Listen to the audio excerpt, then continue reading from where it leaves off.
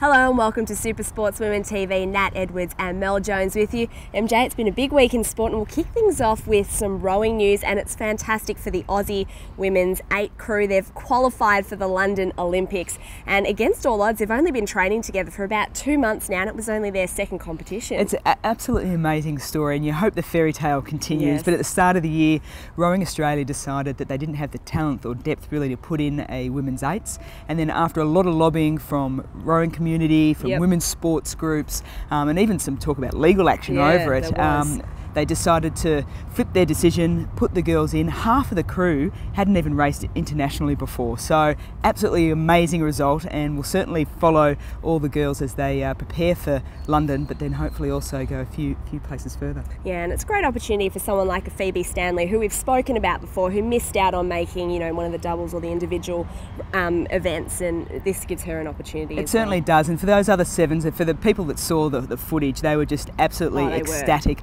over in Lucerne, so hopefully they can just continue that momentum. Great news. Now on to the ANZ Championships, and the Northern Mystics have handed the Melbourne Vixens their second loss for the season. That's 2 losses in a row, but that's not what everyone's talking about. The buzzword at the moment is the lift. Now, can you tell us what this is all about? Well, the lift is basically along the style of rugby union lineouts, whereby the 2 defenders get together and they're basically lifting one of the defenders up to block any shots that are put out there. So Harrison and Moulds did a superb job in perfecting this twice to deflect shots from both Howarth and Beveridge.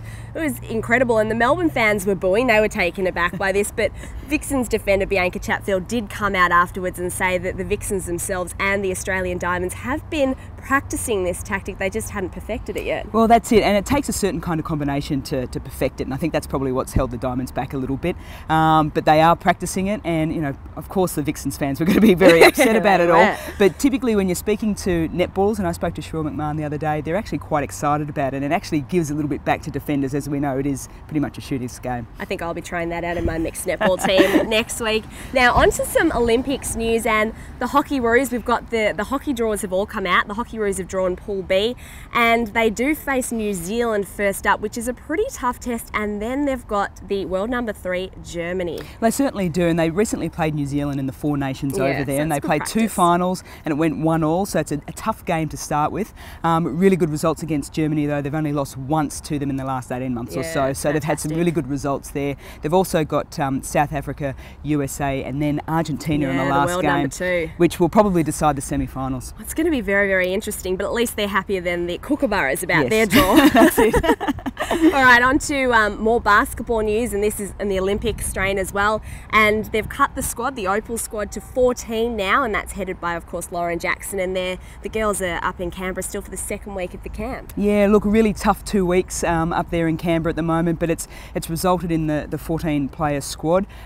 Also keeping in mind, though, that Erin Phillips decided not to come over for the preparation part of the Opals campaign, so she is still in the mix as well. Okay, so technically it's 15, and a lot of names there like Jenna O'Hay, who we recognise, Sam Richards as well from Bulleen. So it's going to be interesting to see who makes the final cut. It certainly will be. And when you look at the squad of 12 at the moment, basically half the squad haven't had any Olympics experience at all. The other half are sort of veterans of the team as well. So it's a pretty good balance at the moment. All right, and we're sticking on the Olympics train of thought, but just an interesting story during the week in terms of athletics. And we head over to the UK, to Manchester, where Jessica Ennis, who's actually a heptathlete, but she was running an 100-metre hurdles race over the last week, and she ran a PB, celebrated, answered all the questions from the media, only to find out she had missed 1 hurdle.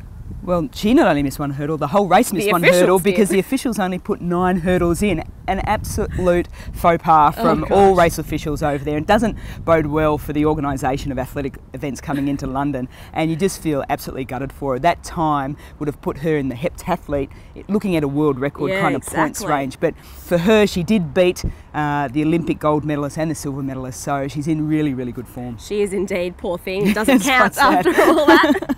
All right, and just finally, we should mention that the Victorian girls, the youth girls, the under-18s, have won the AFL under-18s champs, which is absolutely fantastic news for them. That took place over the weekend in Adelaide, and they beat Queensland in the final. It was a thumping win, really, and it certainly goes to show just how the depth of women's football here is in Victoria at the moment. But what I would like to do is tip my hat to the SANFL, because they live streamed the majority of those games. So anyone right around Australia could actually watch it. So for all those other sporting associations out there, if you want to lead in terms of promoting women's sport, that's a really good one. Definitely. Well, the Victorians victorious there, and the Queenslanders only scored 1 goal for the match, so that was a shame. It's a good goal though. The Victorians undefeated for the entire tournament, so well done to those girls.